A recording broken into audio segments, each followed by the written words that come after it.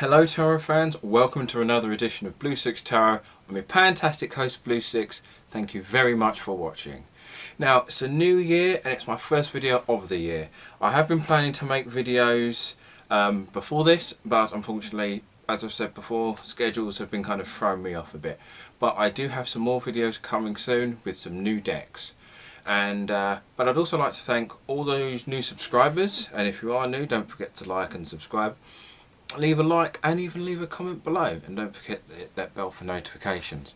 Now I want to thank all of those people who've been sticking around through this dry patch on my channel. I do appreciate it. The tarot community is really cool and I've not had any issues. I've had a really good time here. So thank you guys for sticking through, and those of you, thank you for joining even though I've not been posting for months. I've now hit 600 subscribers and I didn't think I'd hit that mark during this dry period, but thank you everyone who've been following me on there. But without further ado, you're not here to hear me ramble about stuff like that. You're here to see some decks. No, decks. Tarot decks. Anyway, I'm going to do an unboxing, and without further ado, let's roll on that intro. I think I got away with that one.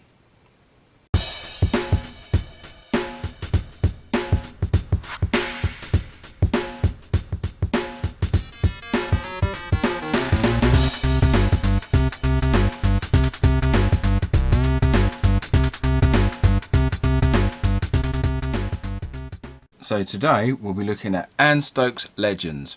Now I feel that this is going to be similar to some of the other tarot decks by Anne Stokes or Victoria Francis, where it's going to be the artwork for the majors are going to look lovely, but the minors are just going to be kind of standard. But the box itself is quite nice, similar to the others that we've seen before. It's very hard to tell which cards these are meant to be, but you've got your little languages at the bottom here. And it's no copyright here, but I just literally picked these up yesterday at time of recording, so I thought I'd give these a look. It's been a while since I've actually done an unboxing video, but let's go. First of all, we'll just take a look at the box itself. So the box itself is nearly 5 inches, which is about almost short of 12 centimeters. By like 3.5 inches, sorry, 2.5 inches, which is almost about 6.5 centimeters. So I've already taken the little packaging off there.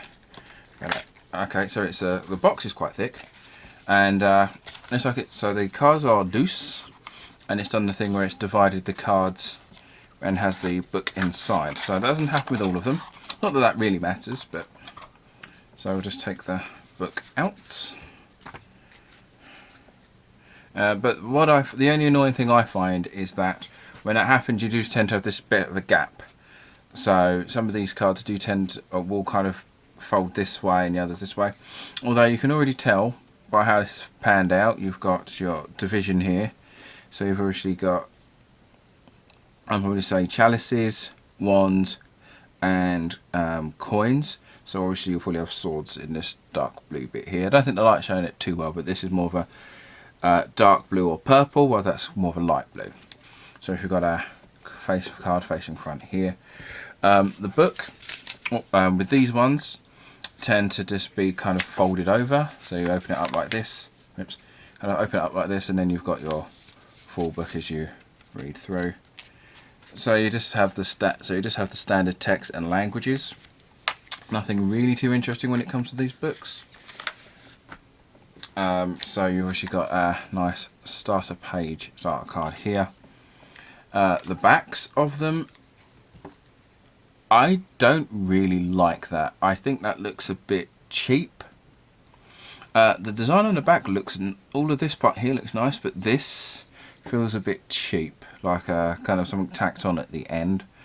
I don't think it looks nice. I guess if I was to sit down and pick a deck to do a reading with, I probably wouldn't use this one, because this implies the rest of the deck's won't look nice, whilst the back does not correspond with the front. So you've got your card here, just kind of giving you the kind of standard who it's made by, so it's all Victoria, not Victoria Francis, and Sicx. So we start with the Fool. which is a kind of a small fairy, which looks quite nice. So you've got a little element of elements there. Also got the moon and the stars there, so maybe as we continue on these will be different phases. I do like that. So then we have the magician with a dragon. Dragons always look pretty cool, so let me just adjust my hand there. Trying to avoid getting any gloss there, but yeah, so got a nice little dragon here. I think the thing that kind of bugs me is the fact there's not a lot of all artwork. The artwork, once again, the artwork looks really nice, but it's quite limiting because of the amount of space it's taken up on the whole card. So as an aesthetic thing, it looks nice, but you're really limiting yourself space-wise because it feels like there's a lot of wasted space here. So next we have the Priestess. I like that one. Looks like this is like Hierophantium. I'm not quite sure what that says. It's in German. But yeah, so she looks pretty cool. Very dynamic. I like a warrior. I like the red around the corners here. So obviously, as you see, each card has its own like different colour in regards to its element there. Next we have the Empress on a nice throne petting a dragon. Not really much to add. As I said, these are more likely to be existing artwork applied to tarot later, rather than just being designed for tarot. So we have the Emperor here, which is just the Green Man. Green Man comes up a lot in these style of decks. Next we have the Hierophant. Nothing with this one makes it feel like it's any more Hierophant than any other. You could probably have that and it'd be the Chariot, and it doesn't feel like it'd make a lot of difference personally. Then we have the Lovers. I think with the Alchemy Gothic Tarot, the card feels more like the Lovers. Well, this feels more like Chariot, Justice, Judgment. It doesn't feel very specific to the Lovers in that regard. The Chariot, once again, this could be the moon, the stars. This doesn't feel specifically native for Chariot. Once again, looks nice, but this doesn't have a Chariot feel to it. And I guess I was wrong because the moon phases are still the same. Judgment, I'd probably have put that more to be the I don't know. I mean, it's a cool thing. I may have put that more as the Wheel rather than Judgment. Let me just lower the brightness a bit. Yeah, I would have probably put that more to be Judgment. Not Judgment, yeah. I'd put that more to be the Wheel rather than Justice. Looks cool. That would be a nice tattoo design, but yeah, I'd probably put that more towards being the Wheel. The Hermit, as I said, feels very beautiful card. Feels very non-specific. That could be, I'd probably say that could be the Hermit, the High Priestess, the Empress. That could literally be any of them. I'm being very critical of these, but as I said, the problem with these are, as great as the artwork is, these are just going to be, here is a picture, here is now this is the Wheel of Fortune. That could have easily have become the Chariot. I don't see that being the Wheel. Now we've got Strength. That works in context. Taming a wild Pegasus. Although to be fair, Pegasus was the individual, not the species. But yeah, I can see that being Strength. The Hanged Man. That could be easily the Death card. As I said, that doesn't feel anything specific. Death, alright. Yeah, that makes sense. Pretty cool looking Death card though. As I said, the artwork's always going to be nice. Temperance, sure. That could either be, as I said, that could feel like that could be any of the cards. The Devil, that looks pretty cool. Like a nice lava dragon sort of look. Card being all black, I think that's very nice aesthetic, but then red and black go really well together anyway. The Tower, that fits. I mean, the other thing with these sort of decks is that they're mostly female, so you very rarely get male characters. Not that that's really an issue, but it's always just a thing I notice. Then we have the Star. Now, I feel that that could be the World or the Fall, maybe. That doesn't feel like it could be the Star. Then we have the Moon. Yep, that works. That makes sense. I do like that. I do like the dark purple in that. I think that looks really nice. I think it works with the Moon. I think with the Alchemy Gothic, the Moon was just the werewolf one. The Sun. I think unicorns have been used before for the Sun in other tarot decks. Judgment. That works. Angel with an angel with a sword. That always usually works quite well for Judgment. Then we have the World. That kind of works, as you kind of got the implication with like the griffin there and the dragons, instead of having like the cherubs, the original cherubs, not the bat babies we always usually think. So now we're going to go on to the minors, and we are looking at the Ace of Pentacles. Okay, so Pentacles is the dark, so that's kind of like a dark green and a dark blue. So you've got the Pentacles, nice there. And now we do what I knew would happen, where you just have, although the pentacle in the middle looks really nice, I do like that, but I fear that that would be the two, and then we're just going to get multiples of that as we go out through the card. Okay, got a little variation with the butterfly being in a different position there, but I just feel that this is pretty much going to be all the same. No, just changing the position of the butterfly. Although, to be fair, if that's the sort of thing you kind of read into as well, like the position of the butterfly and the amount of and the amount of pips that are going to be in this can vary. People who use numerology use these sort of things in their cards, so it's not just the picture, but it's the amount has certain. The number does have relevance. I don't usually use numerology when doing readings, so this is kind of pointless to me. And it's very difficult if you like to do interpretive readings. So now we have the Knave of Pentacles. Now I'm going to be making comparisons to the Rider-Waite Smith with these.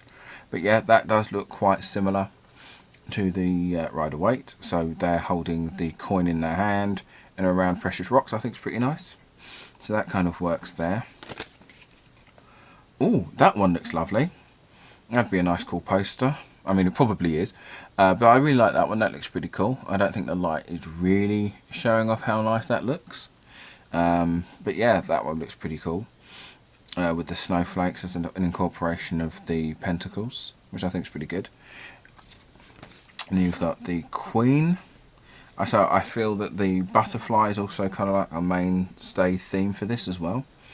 And reminds me of the Anne Stokes, the Victoria Francis deck where the butterflies are pentacles. I'm probably going to be making some comparisons there as I go, but once again, it does look really nice, the Queen, and I reckon a dragon might be the king. Oh, look at that bloke. Okay, that's pretty cool. Yeah, I like the look of him. He looks good. He looks good. Better than I thought it would be. I think with some they just tend to have these as the kings as dragons. But yeah, he looks pretty cool. I like him. So next we have the Chalices. Oh, sorry, the cups in this one. So as the wolf. So I assume the minors are going. I assume the rest are going to be wolves. Okay, so full moon at the back looks good. I don't really like the look of these wolf tokens, for lack of a better term. I'm not a big fan of those. So just skip through. On the bright side, these make for the video to be that little bit quicker. Because they're just adding extra pips. Quick through. So now we've got the Knave of Cups. So in this regard, the wolf seemed to be more like the steeds rather than the characters, but I'm not feeling it. I'm not quite feeling like the standard. As I said, the cards do it differently, but this doesn't really feel like someone wanting to learn, that they come across more fearful or uncertain, which you could probably apply to the Knave of Cups. Okay, so next we have the Knight. That has more of a Knight of Swords vibe rather than Chalices, but as I said, they're just kind of using existing artwork. They're more like just using existing artwork. Queen, that feels more like the Queen of Cups that I'm used to seeing. So it does feel more accurate to the original, to the standard, I guess. The dress looks lovely, and the art was always going to look good. And for the King, we just have a dark third wolf with a nice wolf as part of an Aurora Borealis, which I think is pretty cool. So next up we have the wands, I assume. Yep, the wands, and no, they're the swords. Okay, so the colours are kind of throwing me off a bit, but hey, keep the audience guessing. That's the good thing. So yeah, so it looks like we've got dragons. Now the coins here, the tokens here look a lot nicer. The dragon in the background looks pretty cool, and the knives do look pretty good. Now I think with previous decks, I think it's probably with the Alchemy Gothic, it's the multiple of swords that they do, whilst with the other Victoria Francis, it's just the sword and either feathers, a multiple of feathers or what have you. So this is kind of consistent with the other Victoria Francis deck. Not Victoria Francis, Anne Stokes, sorry. Let's get through. So we have the Knave of Swords. So I like the green with that. It's a nice contrast, because you don't tend to, unless you're watching Nightmare on Elm Street, you don't tend to see much green with red unless it's Christmas. So I do like that kind of contrasting there. There is a bit more curiosity to that, and it does have that feeling of attempt for bravery. I do like that one. So then you've got the Knight. Doesn't really have the classic traditional feel of the Knight of Swords.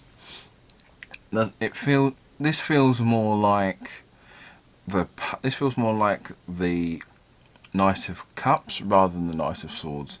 If they're around the other way, that would feel a bit more accurate, I guess. Queen of Swords, close, I'd say, to the classic, but not quite. If you put that in front of me, I wouldn't have said that's the Queen of Swords.